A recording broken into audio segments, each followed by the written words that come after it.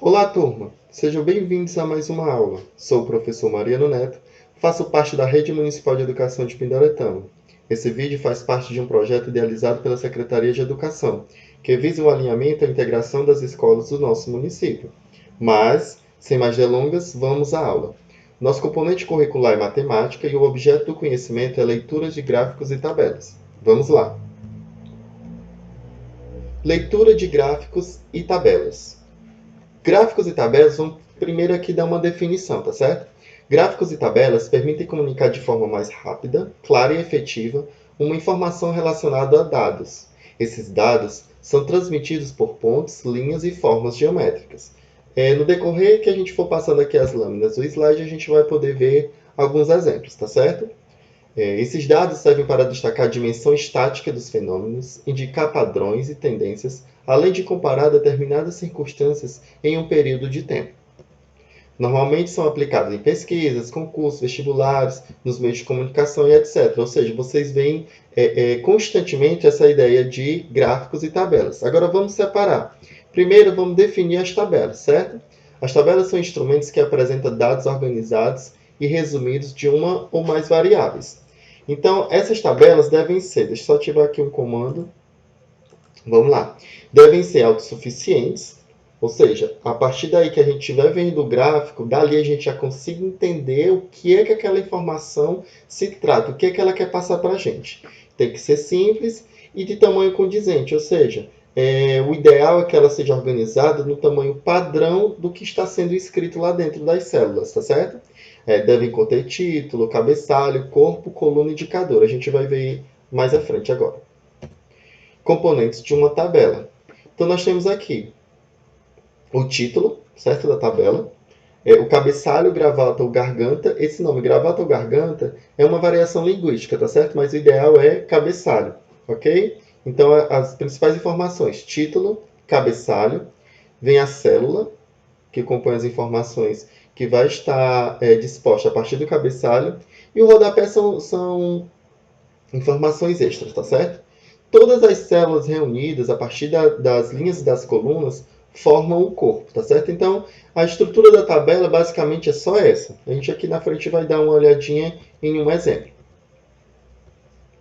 No exemplo aqui, a gente tem dados sobre as vacinações, certo? Então, nós podemos ver aqui, ó, fase da vacinação, temos as informações. Primeira, segunda, terceira, quarta fase. Grupo prioritários, aqui tem os grupos, tá certo? Cada célula. E estimativa populacional. E finalizando com o total. Aqui, turma, a gente consegue perceber de forma clara, coesa, o que essas informações organizadas querem passar para a gente, sem leitura de texto prévio ou qualquer outra informação. Ou seja, a tabela por si só, ela tem que ser, como disse no texto anterior, autossuficiente, tá certo? A partir daí, os dados que a gente está conseguindo visualizar, ela já tem que mostrar isso com clareza, tá bom? Vamos adiante. Agora a gente vai para os componentes do gráfico. O gráfico ele vai precisar do título, fonte, números e legendas. O título são as frases curtas com a palavra-chave do assunto apresentado, tá certo? Muito similar ao título da tabela, certo? Aí vem a fonte, parte importante para dar credibilidade ao gráfico. Identificação da fonte, se ele trata de estudo científico, se é de órgãos públicos, ele quer saber de onde partiu a informação. Os números, que são os valores essenciais para a comparação dos fatos, tá certo? E as legendas, que é um pequeno resumo do que está sendo organizado e como está sendo organizado, tá certo? Vamos adiante. Componentes do gráfico. Nós temos aqui, certo, um gráfico que foi elaborado a partir dos dados que estão disponíveis no site da Prefeitura de Pindoretama, certo?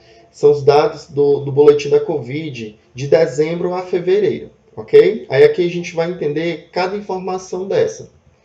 Primeira informação, título do gráfico, tá certo? Como ele disse, a identificação vai informar do que se trata esse gráfico, tá certo?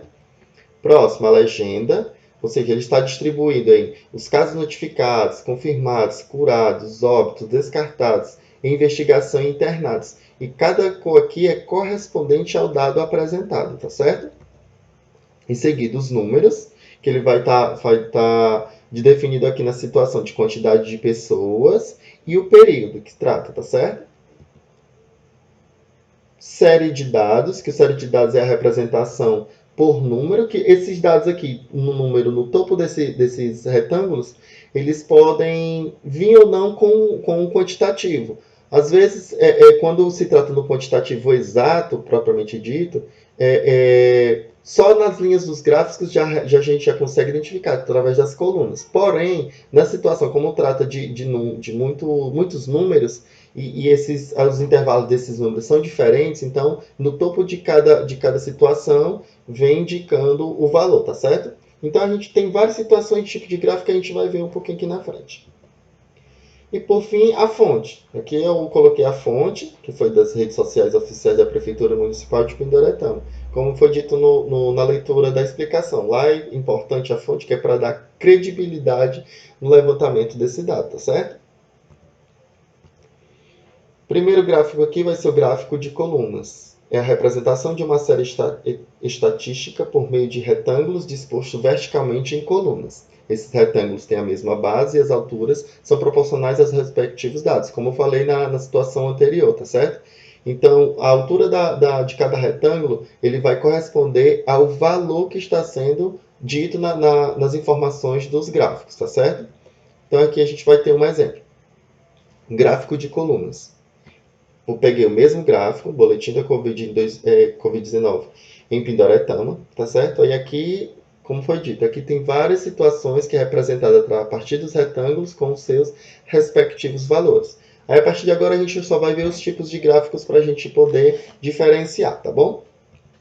Vamos lá. Gráfico de barras. É semelhante ao gráfico em colunas, porém, os retângulos são dispostos horizontalmente. Os retângulos têm a mesma altura e comprimento e são proporcionais às atividades. A diferença do de barras e de colunas, turma, é só a questão da forma da organização dele, que um é vertical e outro é horizontal, certo? Ó, peguei a mesma informação e coloquei em modo de gráfico de barras. Notem que só está organizado horizontalmente, tá certo? Mas possui as mesmas informações.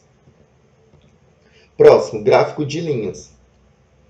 Também conhecido como gráfico de segmento, é utilizado para exemplificar parâmetros de evolução e regressão, ou seja, sequências numéricas representando certo espaço de tempo. Aqui eu coloquei também os mesmos dados dispostos da situação da Covid, só que no formato de gráfico de linhas, tá certo? Então aqui é a mesma ideia, o mesmo segmento, a mesma organização. Aqui alguns números ficaram dessa forma, porque como os números eram muito próximos, eu tive que encaixar no layout do slide, então ficou um pouco curto. Mas se a gente conseguisse estender essa informação, ele ficava bem organizadinho e padrão a questão da ideia. Se evoluiu, se subiu, se regrediu, se desceu, entendeu? Vamos adiante. Gráfico de setores ou gráfico de pizza. A gente vê muitas dessas situações, principalmente a partir do Fundamental 1. Vocês começam a ver situações, problemas que já encaixam esse tipo de gráfico, tá certo? É a representação gráfica de uma série estatística em círculos por meio de setores. É utilizado principalmente quando se pretende comparar cada valor da série com o total. Para construí-lo, divide-se o círculo em setores cujas áreas são proporcionadas aos valores da série. Vamos ver aqui um exemplo. Pronto, aqui eu coloquei o boletim da Covid, o número de casos confirmados. Eu só especifiquei uma situação, tá certo? Aqui, como foi falado, o gráfico de setores ou de pizza, ele é bem dividido proporcional à quantidade que está sendo dita, né? Então, nós temos aqui na legenda dezembro, representado por amarelo, 430, janeiro de 2021, 523 casos confirmados, representado em azul, e fevereiro de 2021, representado na cor verde, com 612, tá certo? Vamos adiante. Pictograma ou infográfico. É a representação de uma série estatística por meio de símbolos representativos do fenômeno. O pictograma constitui um dos processos gráficos que melhor fala ao público, pela sua forma, ao mesmo tempo atraente e sugestiva. A representação gráfica consta com figuras. Então, ou seja, nessa situação, obrigatoriamente ele vai precisar de figuras, tá certo? Então, temos aqui o pictograma. Pictograma das frutas preferidas pelas pessoas. Então, nós temos aqui o pimentão, maçã, morango e tomate. E as quantidades de pessoas que gostam desse tipo de legume e de fruta. Então, nessa situação, turma, a gente pode ver que a representação gráfica dela acontece a partir de desenhos, de figuras. Então, obrigatoriamente, ela precisa conter essas informações, tá certo? Para ser classificados como pictograma. Vamos adiante. Cartograma. A representação por intermédio de uma carta geográfica. Este gráfico é empregado quando o objetivo é o de figurar os dados estatísticos diretamente relacionados com áreas geográficas ou políticas. Então, aqui nessa situação, nós temos o cartograma produção de petróleo em segundo regiões geográficas, em milhões, né? Então, nós temos aqui os países e a sua produção de petróleo. Então, a gente consegue visualizar aqui. O cartograma, especificamente, ele trabalha com essa ideia de mapa, tá certo? Aqui a gente poderia pegar um cartograma, voltando à questão anterior, falando dos casos de Covid, por exemplo. A gente já separaria aqui na América Central e na América do Sul, um exemplo. A gente pegar essa situação, aqui a gente já conseguiria representar esse valor bem específico. A gente poderia separar por estado e assim por diante, tá certo? Temos aqui um exemplo. Vou passar aqui um exemplo para vocês para a gente poder sintetizar essas informações que a gente organizou aqui. Vamos lá. No gráfico abaixo está representada a quantidade de frutas em quilogramas colhidas em um sítio no mês de outubro.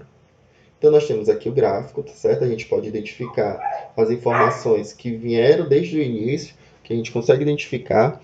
Então, nós temos aqui a quantidade de frutas colhidas em um sítio, tá certo? Vamos lá para as questões. Primeira questão, qual é o título desse gráfico, certo? O título, como eu disse, ele vai trazer a informação principal do que se trata aquele gráfico. Na situação aqui, nós temos quem? A quantidade de frutas colhidas em um sítio. Então, esse é o nosso título. Na segunda, nós temos qual a fruta mais colhida nesse mês, levando em consideração a quantidade em quilogramas. Então, a gente vai analisar aqui e ver qual foi a fruta mais colhida no mês de outubro, não é isso? E levando em consideração a quantidade em quilogramas. Se a gente analisar aqui a fruta que possui maior quilograma, vai ser o abacate, né? Então, nessa situação, nossa resposta é abacate, que é 200 quilos. E por fim, a gente vai ter um desafio. Essa questão do desafio, vou até comentar com os professores de vocês, que para a gente ver uma situação de dar uma pontuaçãozinha extra para vocês, tá certo?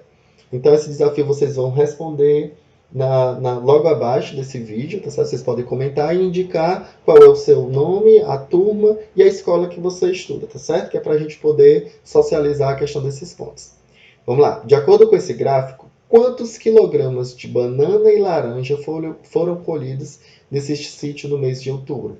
Então, você vai responder se foi A 50, B 100, C 150 ou D 200. Tá certo? Tá feito o desafio e eu aguardo a resposta de vocês. E por fim, a gente finaliza mais uma aula, certo? Agradeço pela sua atenção até aqui. Qualquer dúvida, procure seu professor e aguardamos as devolutivas, tá certo? Então, até mais, foi um prazer e até a próxima aula. Tchau!